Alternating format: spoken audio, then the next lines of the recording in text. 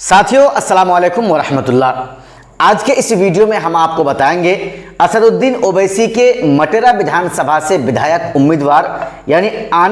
होने वाले विधानसभा चुनाव में हाजी शौकत अली साहब के द्वारा लगातार एक के बाद एक सभाएं किए जा रहे हैं, नुक्कड़ सभाएं किए जा रहे हैं, सदस्यता अभियान का काम चलाया जा रहा है। और इन तमाम चीज़ों को करने के बाद, इन तमाम चीज़ों को करने के साथ साथ वो ओवैसी की बातों को, ओवैसी के पैगाम को, एमआईएम पार्टी की अच्छाई को लोगों तक पहुंचाने की कोशिश कर रहे हैं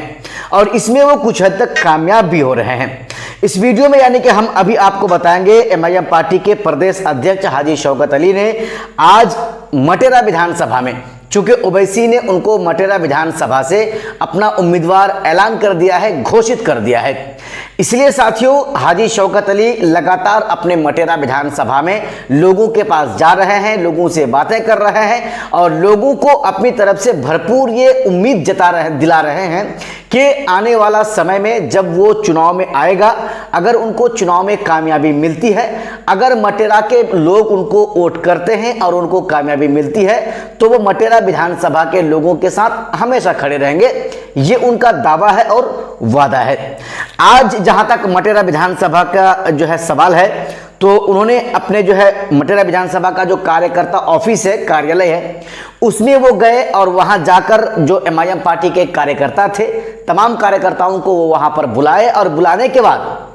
संगठन की मजबूती को लेकर के, संगठन कैसे मजबूत होगा या फिर ओवैसी का पैगाम एमआईएम पार्टी जो है घर घर तक कैसे पहुंचेगी, इन सारी बातों को अपने आपस में अपने कार्यकर्ताओं के साथ उन्होंने किया।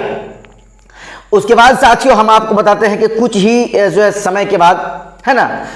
जनपद बहराइच जिला के ही उतरौला विधानसभा में, उतरौला विधानसभा वो चले गए और वहां पर जाकर एमआईएम पार्टी के कार्यालय का एक जबरदस्त उद्घाटन समारोह था, उसमें वो पहुंचे। वहां पहुंचकर कार्यकर्ता ऑफिस का जो उन्होंने उद्घाटन किया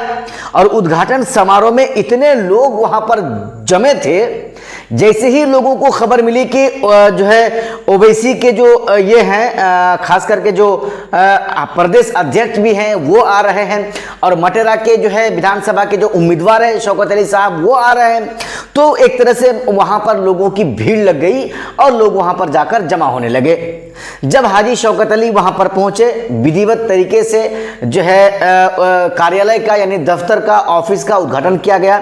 और उसके बाद से उन्होंने लोगों को संबोधन किया और लोगों को संबोधन में जो है संबोधित करते हुए उन्होंने बहुत सारी बातें कहा, ओवैसी के पैगाम को लोगों तक पहुंचाया, ओवैसी की अच्छाई को लोगों तक पहुंचाया और लोगों से ये अपील की कि 2022 में भी एमआईएम पार्टी यहां से चुनाव लड़ी थी, यानी कि उत्तर प्रदेश से चुनाव लड़ी थी, लेकिन एमआईएम पार्टी को वहां पर कामयाबी यानी उस साल 2022 में नहीं मिली थी। लेकिन उन्होंने ये कहा कि इस अगले साल 2027 में जब ओवैसी जो है चुनाव लड़ने के लिए उत्तर प्रदेश आएंगे या एमआईएम पार्टी चुनाव लड़ेगी, अपने उम्मीदवारों को लड़ाएगी, तो आप सब एमआईएम पार्टी के जो उम्मीदवार चुनावी मैदान में होंगे उसके हक में आप सब वोट करें। ये लोगों को वो कह रहे थे, लोगों को समझा रहे थे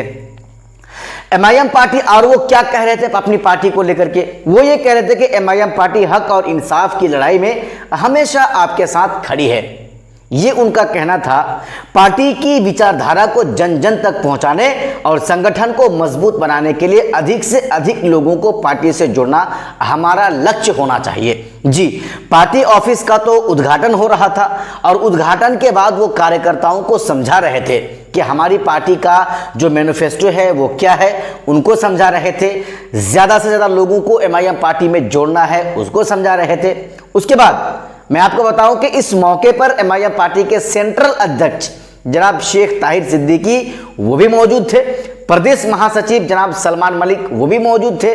प्रदेश सचिव मौलाना अबरार फारूकी वो भी मौजूद थे, जिला अध्यक्ष बलरामपुर, महिला जिला अध्यक्ष बलरामपुर जनाब इश्तियाक अहमद, उनके साथ साथ तथा जिले के पदाधिकारी एवं कार्यकर्ता उपस्थित रहे। जी, मिशन उत्तर प्रदेश 2027 ये हाजी शौकत अली ने अपने अकाउंट में, अपने फेसबुक अकाउंट में उन्होंने लिखा है। जाहिर सी बात है साथियों,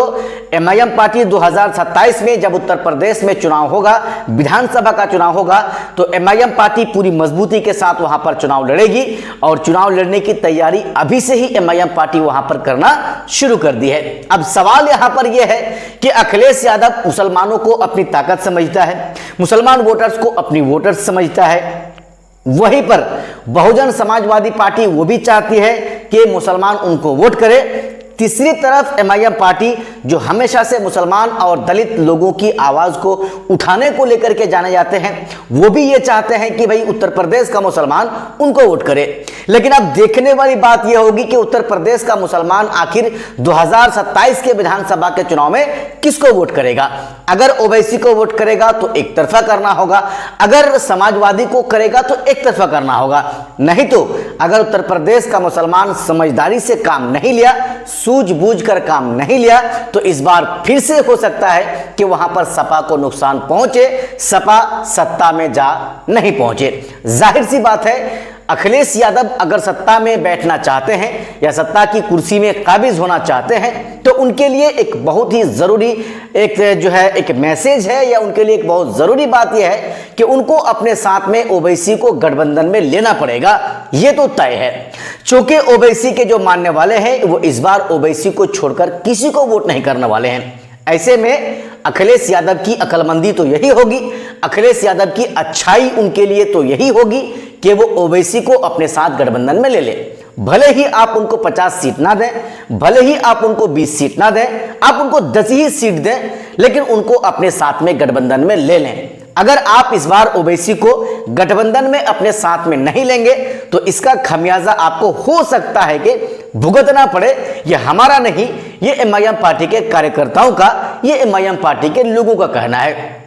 जाहिर सी बात है, जब अदना सा एक विधानसभा का घोषित किया हुआ उम्मीदवार हाजी शौकत अली जब एक मटेरा विधानसभा में या उतरौला विधानसभा में जब एक कार्यकर्ता ऑफिस का जब उद्घाटन करने के लिए पहुंचता है और उस सभा में इतने लोगों की भीड़ लगती है, तो आप सोच ही सकते हैं जब चुनाव का वक्त आएगा, जब चुनाव की बारी आएगी, ओवैसी आएंगे, ओवैसी लोगों को समझाएंगे, ओवैसी लोगों के जो दर्द को लोगों तक पहुंचाएंगे, अपनी बात को लोगों तक पहुंचाएंगे, तो जाहिर सी बात है कि ये जो भीड़ है वो आहिस्ता आहिस्ता और बड़ी होगी और ये सीधा सीधा नुकसान अखिलेश यादव को पहुंचेगा। इसलिए अखिलेश यादव के लिए चाहिए कि वो ओवैसी को अपने साथ गठबंधन में ले ले और विधानसभा का चुनाव लड़े। और वो जो अपने मन में सपना लिए चल रहे हैं उत्तर प्रदेश के विधानसभा सीट जीतकर या विधानसभा चुनाव जीतकर उत्तर प्रदेश का मुख्यमंत्री वो बने, तो फिर उनके लिए आसान हो जाएगा। नहीं तो ओवैसी तीसरा मोर्चा बनाकर,